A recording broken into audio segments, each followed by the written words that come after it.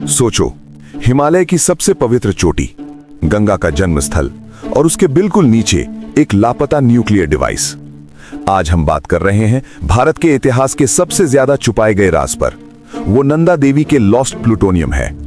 यह सिर्फ एक माउंटेनियरिंग एक्सीडेंट नहीं था, यह था 1960s का एक कोल्ड वॉर एस्पियोनाज, जिसमें शामिल हो चुके थे CIA, न्यूक्लियर पावर और भारत की पवित्र नदियों पर मंडराता हुआ एक खतरा। 1960s का दौर, दुनिया कोल्ड वॉर के पीक पर थी। अमेरिका और सोवियत यूनियन के बीच आर्म्स रेस चल रही थी। इसी दौरान चाइना ने एक बड़ा कदम उठाया। 1964 में चाइना ने शिनजियांग के लोपनूर रीजन में अपना पहला न्यूक्लियर टेस्ट सक्सेसफुली कंडक्ट किया। वॉशिंगटन के पेंटागन और दिल्ली के साउथ ब्लॉक में अलार्म बेल्स बज चुकी थीं। इंडिया के लिए चाइना सिर्फ एक पड़ोसी देश नहीं था। अक्साई चाइना को लेकर 1962 का वॉर अभी भी जख्म बनकर यादों में जिंदा था। अमेरिका के लिए चाइना एक नया न्यूक्लियर थ्रेट बन चुका था। इस थ्रेट का जवाब इंटेलिजेंस था, सर्वेलेंस था और एक खुफिया ऑपरेशन। CIA ने एक ऐसा प्लान बनाया जो सुनने में साइंस फिक्शन जैसा लगता है। हिमालय की एक चोटी पर एक इलेक्ट्रॉनिक सेंसर लगाया जाए जो चाइना के मिसाइल और न्यूक्लियर सिग्नल्स को इंटरसेप्ट करे और डेटा इंडिया के थ्रू अमेरिका भेजे। इस सीक्रेट मिशन को नाम दिया गया ऑपरेशन हैट। इस मिशन में CIA के साथ इंडिया की इंटेलिजेंस ब्यूरो भी शामिल हुई। टारगेट लोकेशन थी नंदा देवी, 7,816 मीटर ऊंची चोटी, इंडिया की सेकंड हाईएस्ट पीक और धार्मिक दृष्टि से एक अति पवित्र स्थल। लेकिन सबसे बड़ी प्रॉब्लम थी पावर की।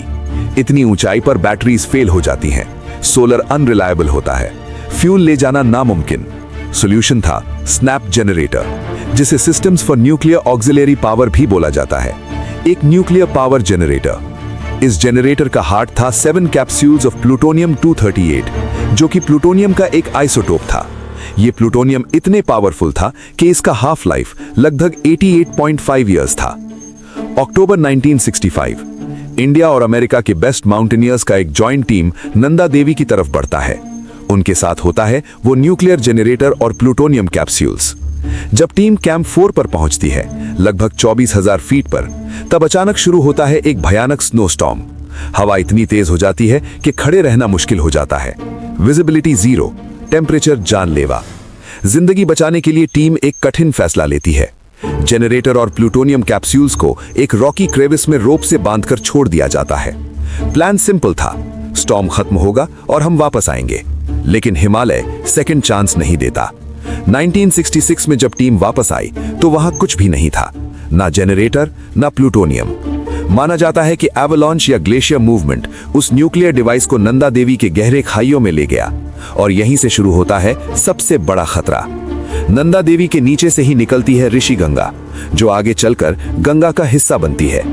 अगर प्लूटोनियम कैप्सूल्स क्रैक हो जाती और रेडिएशन पानी में मिक्स होती तो इसका असर करोड़ों लोगों की जिंदगी पर पड़ता। प्लूटोनियम 238 आज भी एक्टिव है और अगले कई दशकों तक ये बर्फ के नीचे एक खामोश खतरा बना रहेगा। CIA और इंडियन गवर्नमेंट ने कई बार इसे ढूंढने की कोशिश की, लेकिन हर मिशन नाकाम रहा।